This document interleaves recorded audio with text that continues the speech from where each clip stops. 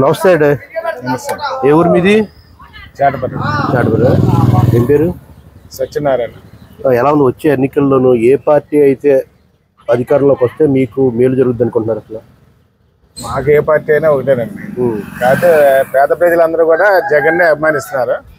వాళ్ళ దృష్టిలో అయితే చూస్తే మటుగా మీరు ఎన్ని చెప్పినా జగన్కే మెజార్టీ వస్తుంది పేద ప్రజల విషయంలో. ఈ పెన్షన్లు ఈ మధ్య పెన్షన్లు కాట్లకి కొద్దిగా ఇబ్బంది పడ్డాం.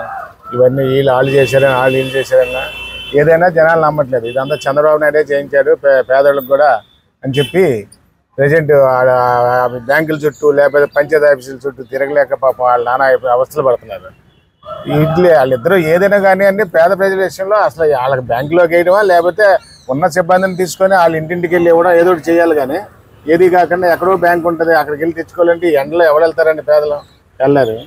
ఆ విషయంలో మట్టుగా జగన్కి సపోర్ట్ చేస్తారు పేదలందరూ. ఈ పెన్షన్లే కానీ ఈ అమ్మఒడి కానీ ఇట్లన్నీ విషయంలో కూడా చంద్రబాబు నాయుడిని నమ్మి ఓటేసేవాళ్ళు చాలా తక్కువ అండి పేదవాళ్ళ మట్టుగా. అయితే ఎక్కువ మంది జగన్మోహన్ రెడ్డి పథకాల కన్నా ఎక్కువ పథకాలు ఇస్తారన్నాడు. ఇస్తారన్నా అప్పటికల్లా ఎలా ఫిల్టర్ చేస్తాడు అనేది వీళ్ళకి ముందే తెలుసు. ఎందుకంటే ఇంతకుముందు బాబులాగే చెప్పాడు చాలా పథకాలు ఇస్తాం అవి ఇస్తాం. ఎందుకంటే ఒకప్పుడు ఆడు ఫస్ట్లో వచ్చినప్పుడు బంగారం ఉన్నా సరే మా బ్యాంకుల్లో అవన్నీ ఇడిపించేస్తాం మేమే అన్నారు. ఎంతమందికి వచ్చాయండి? 50% కూడా రాలేదు. ఆ లోన్లు రద్దు దాన్ని కూడా.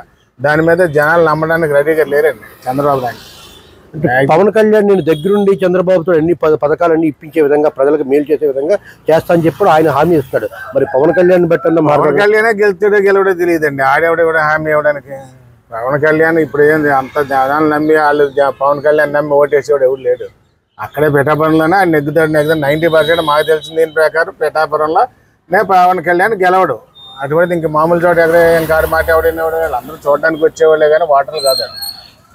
మరి కూటమి కింద ఏర్పాటు చేశారు. తెలుగుదేశం ఒక పక్కన, జనసేన ఒక పక్కన, బీజేపీ ఒక పక్కన 3 పార్టీలు కలిపి ప్రజలకు సర్వీస్ చేస్తా ఉంటున్నారు. ఆయన చెప్పినట్టుగా సింహం సింగిల్ గానే వద్దన్నట్టుగా సింగిల్ గా వచ్చినాడికి వీళ్ళందరూ అదే వీళ్ళకి మెజార్టీ ఉండేది ఉంటే ఎవరికాడే పోటీ చేసేవాళ్ళు కదా. దమ్ముంటే ప్రజల్లో వాళ్ళకంటే ఇదేం లేదండి.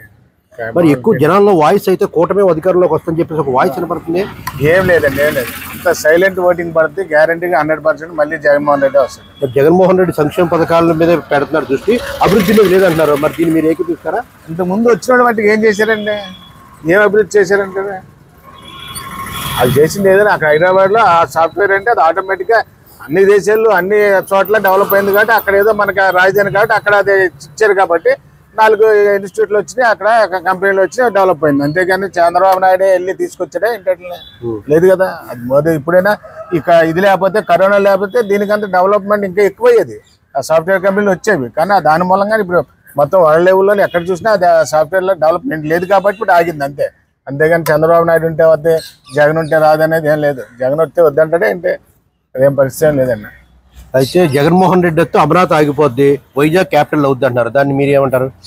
క్యాపిటల్ ఎక్కడైనా అదైనా పర్లేదు ఇదైనా పర్వాలేదండి జనాలు. ఎందుకంటే అది ఆల్రెడీ డెవలప్డ్ కాబట్టి అక్కడ ఎన్ని కంపెనీలు వచ్చినా ఏది వచ్చినా అది డెవలప్ అవుద్ది.